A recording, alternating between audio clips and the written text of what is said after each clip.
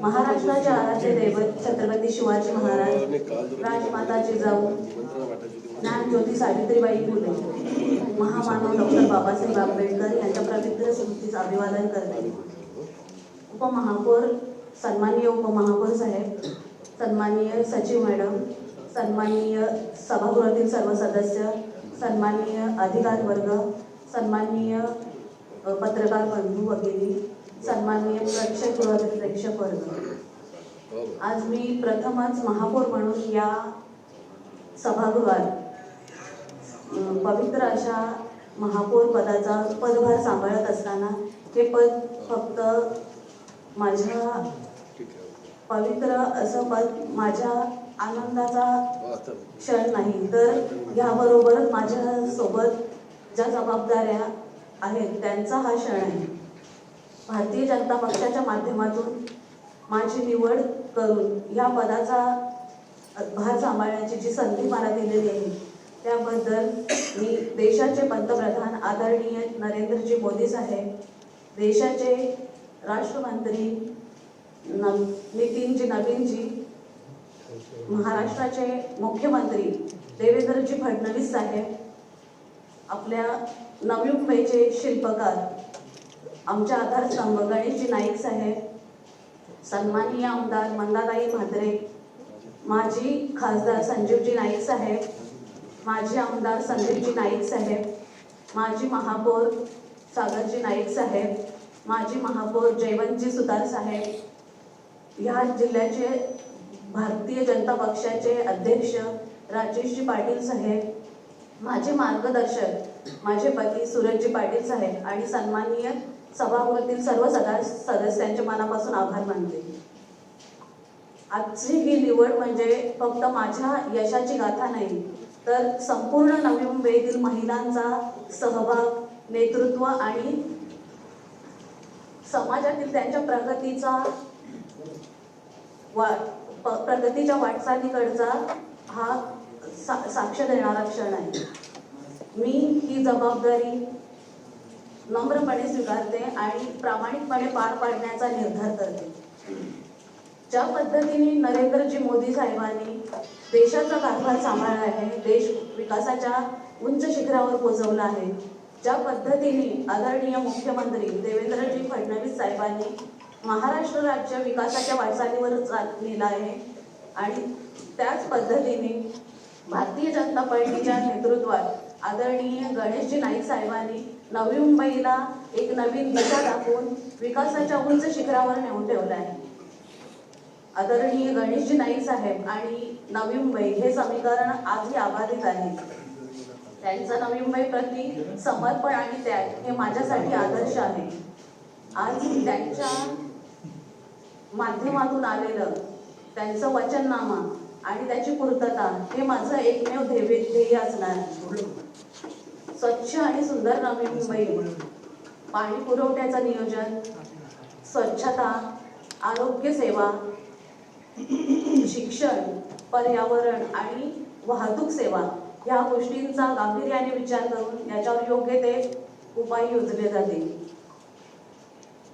सभागृह चालू असताना आणि प्रशासनाच्या माध्यमातून नागरिकांच्या समस्या ऐकण्यासाठी हे सभागृह अधिक गतिमान आणि संवेदनशील करण्यासाठी माझे प्रयत्न राहतील.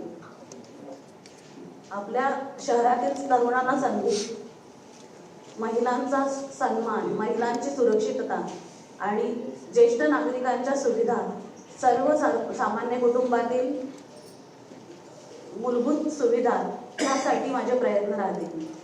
सर्व सन्माननीय सदस्य जाणतात की राजकारणापेक्षा जनसेवा कधीही मोठी असते. आपण सर्व सदस्य आपल्या प्रभागातील जनतेच्या सेवेसाठी कटिबद्ध आहोत. प्रत्येक क्षेत्रात मतभेद असतात, विचारांचे मतभेद असतात, पण आपण सर्व एकत्र येऊन नवी मुंबईच्या जनतेसाठी कार्य केलं तर नक्कीच आपली नवी मुंबई प्रगती आणि विकासाच्या उंच शिखरावर पोहोचेल. आज ह्या सन्माननीय सभागृहात माझ्या सोबतचे नगरसेवक ज्यांनी मला एवढा मान दिला त्यांचं तर मी आभार मानते, पण त्याचसोबत आदरणीय उपमुख्यमंत्री एकनाथजी शिंदे साहेब ज्यांच्या विचारांनी आज सभागृहाने मला बिनविरोध निवडून दिलं, त्याबद्दल मी त्यांचेही मनापासून आभार मानते.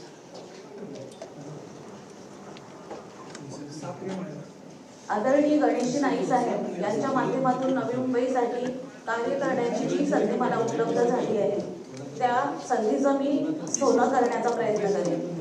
ही संधी म्हणजे माझ्यासाठी एक खूप मोठी जबाबदारी आहे आणि त्या जबाबदारीला पार पाडण्यासाठी पूर्ण सभागृहाचं सहकार्य मला अपेक्षित आहे. माझ्या समोर बसलेल्या या संपूर्ण सभागृहातील सदस्यांपैकी बहुतांश सदस्य माझ्यासाठी सिनियर आहेत. त्यांचा अभ्यास खूप आहे प्रत्येक विषयातला, त्यांचा अनुभव दांडगा आहे. या अनुभवाच्या जोरावर मला हे सभागृह शांततेत आणि शिस्तप्रिय पद्धतीने चालवायचं आहे आणि ह्यासाठी तुमच्या सहकार्याची मला वेळोवेळी गरज पडणार आहे. मी सन्माननीय सर्व जे पत्रकार बंधू आहेत त्यांनाही विनंती करते की आपलंही सहकार्य आणि वेळोवेळी मार्गदर्शन मला मिळेल याची मी अपेक्षा करते. जे सन्माननीय अधिकारी वर्ग आपल्याकडूनही मला वेळोवेळी सहकार्य आणि मार्गदर्शनाची अपेक्षा आहे. सन्माननीय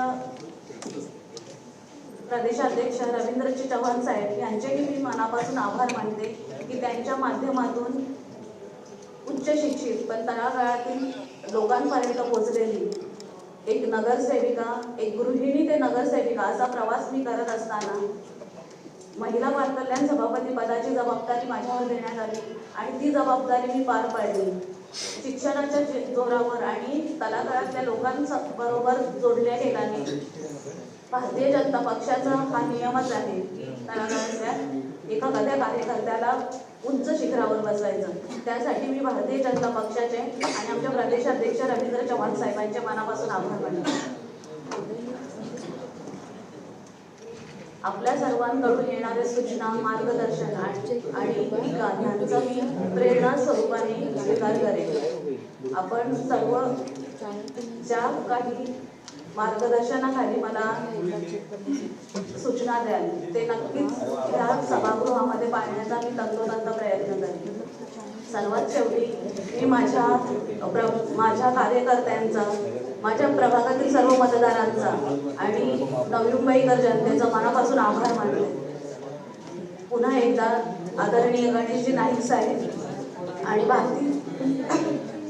भारतीय जनता पक्ष यांनी जी माझ्यावर जबाबदारी दिली आणि जी माझी निवड केली त्याबद्दल मी त्यांना विश्वास देते आणि ह्या विश्वासाला कधीही तडा जाणार नाही अशी हमी देते. मी माझे बोलणे इथेच संपवते. जय हिंद, जय महाराष्ट्र. सुजाता तुरंत परे आगे बढ़ो, दशरथ चित्रा तुरंत आगे बढ़ो.